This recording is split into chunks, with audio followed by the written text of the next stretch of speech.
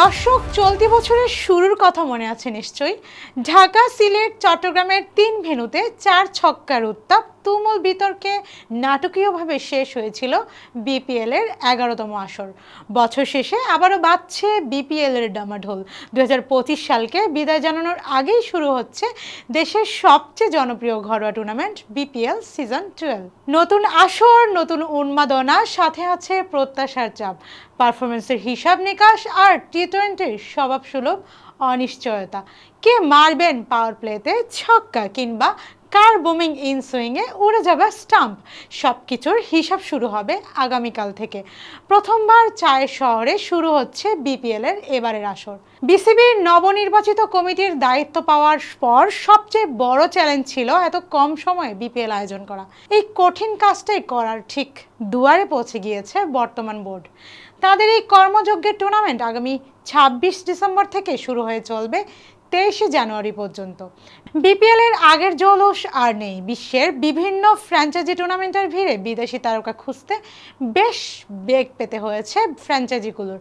তার উপর budget issue তো ছিলই। সব মিলিয়ে তারকার বিপিএলে এবারও নেই তারার মেলা। তবুও যারা আছেন বা যারা এসেছেন তাদের নিয়ে আগামী ১ মাস চলবে বিপিএল এর উন্মাদনা, যাতে অংশ নিচ্ছে ৬টি দল। জেনে নিই সেই ৬টি দল কারা। Dhaka Capitals, Chattogram Royals, Rajshahi Warriors, Rangpur Riders, Sylhet Titans এবং নোয়াখালী এক্সপ্রেস। পুরো নোয়াখালীবাসীর দীর্ঘদিনের আবদার ছিল বিপিএলে থাকবে তাদের নাম। এবার সেই স্বপ্নেরই পূর্ণতা পাচ্ছে। বিপিএল এর নোয়াখালী এক্সপ্রেস নামে এসেছে নতুন দল নোয়াখালী। নোয়াখালী এক্সপ্রেস নামে নতুন হলেও দল গঠনে খুবই মুনশিয়ানা দেখিয়েছে। সৌম্য সরকার, হাসান মাহমুদ, জাকের আলী অনেক, জনসন চার্লস, রাজিং স্টারের এশিয়া কাপের ঝড় তোলা হাবিবুর রহমান সোহান সহ একাধিক দারুণ মুখ দলে ভিড়িয়েছে তারা। এছাড়া অলরাউন্ডার মোহাম্মদ নবী আর ছেলেকেও দলে নিয়েছে নোয়াখালী এক্সপ্রেস। গত আসরে ফ্যানবেজ গড়া ঢাকা ক্যাপিটালস খুব একটা ভালো করতে পারেনি, তবে এবার আটঘাট বেঁধে নেমেছে শিরোপার জন্য। এই জন্য টপ অর্ডারের পাশাপাশি দলে ভিড়িয়েছে একাধিক অলরাউন্ডার। তাদের টপ অর্ডারে আছে রহমানুল্লাহ গুরবাজ আর অ্যালেক্স হেলসদের মতো তারকা। যদিও এই দুই বিদেশি তারকা ঠিক কত ম্যাচ খেলতে পারবেন তা এখনও পরিষ্কার নয়, তবে তারা মাঠে নামলে একাই ঝড় তুলে কিন্তু প্রতিপক্ষকে উড়িয়ে দিতে পারেন। এছাড়াও তাসকিন আহমেদ, সাইফ হাসান, শামীম হোসেন পাটোয়ারি, মোহাম্মদ সাইফ উদ্দিন, তাইজুল ইসলাম, সাব্বির রহমান, নাসির হোসেনদের মতো তারকারাও আছে ঢাকা ক্যাপিটালসের ডেরায়। স্বাগতিক সিলেট টাইটান্সও গড়েছে ব্যালেন্স টিম। তাদের টপ অর্ডারে আছে বাংলাদেশ দলের নিয়মিত ওপেনার পারভেজ হোসেন ইমন, তার সঙ্গে আছেন রনি তালুকদার, জাকির হাসান। বিদেশিদের মধ্যে আছেন পাকিস্তানের সাইম আয়ুব। অর্থাৎ টুর্নামেন্টের শুরু থেকেই খেলতে পারলে পারভেজ এবং সাইমকে নিয়ে দারুণ এক ওপেনিং জুটি পাবে সিলেট টাইটান্স। এছাড়া নেতৃত্বের ভার তো আছেন মেহেদী হাসান মিরাজের কাঁধে, যিনি একাই ভূমিকা রাখতে পারেন ব্যাটিং বোলিং দুই বিভাগেই। পিছিয়ে নেই রাজশাহীও। অভিজ্ঞতা, তারুণ্য, ব্যাটিং বোলিং সব মিলিয়ে টুর্নামেন্টের অন্যতম শক্তিশালী দল রাজশাহী, যার নেতৃত্ব দিবেন নাজমুল হোসেন শান্ত, যিনি নিজেও এক্সপেরিয়েন্স তারকা। ওপেনিংয়ে জাতীয় দলের তারকা ক্রিকেটার তানজিদ তামিম, মুশফিকুর রহিম আছেন তরুণ তুর্কি জিসান আলম, বোলিংয়ের রিপন মণ্ডলদের মতো মুখ। সেই সাথে বিদেশিদের মধ্যে মোহাম্মদ নওয়াজ, বিনুরা ফার্নান্দো, হোসাইন তালাত, সন্দীপ ল্যামি চানে, সাহিবজাদা ফারহানও দারুণ করতে পারেন।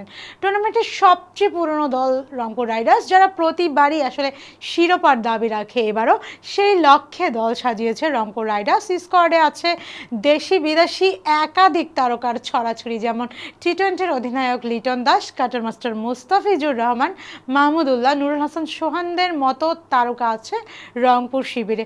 সেই সঙ্গে আছেন David Malan, Kyle Mayers, Khushdil Saha, Iftekhar আহমেদের মতো বিদেশি ক্রিকেটার আছেন তারকা কোচ মিকি আর্থার। সব মিলিয়ে টাইটেল ফিরে পেতে মরিয়া সাবেক চ্যাম্পিয়নরা। সবার মাঝে কিছুটা ব্যাকফুটে আছে চট্টগ্রাম রয়্যালস। মাঠে নামার আগেই বড় দুশ্চিন্তায় পড়তে হয়েছে এই দলটিকে।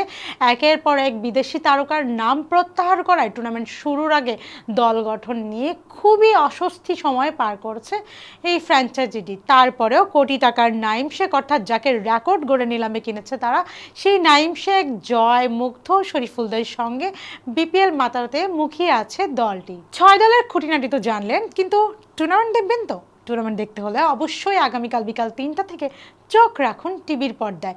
সেই সঙ্গে হাতে থাকা মোবাইলে বিপিএলের সব আপডেট নিউজ জানতে চোখ রাখুন দেশকাল নিউজের পর্দায়। আজ এখানেই বিদায় নিচ্ছি, আমি হিমু আক্তার। বিপিএলের সব খবর জানাতে এবার যুক্ত হব সিলেট আন্তর্জাতিক স্টেডিয়াম থেকে। সেই পর্যন্ত আমাদের সঙ্গেই থাকুন।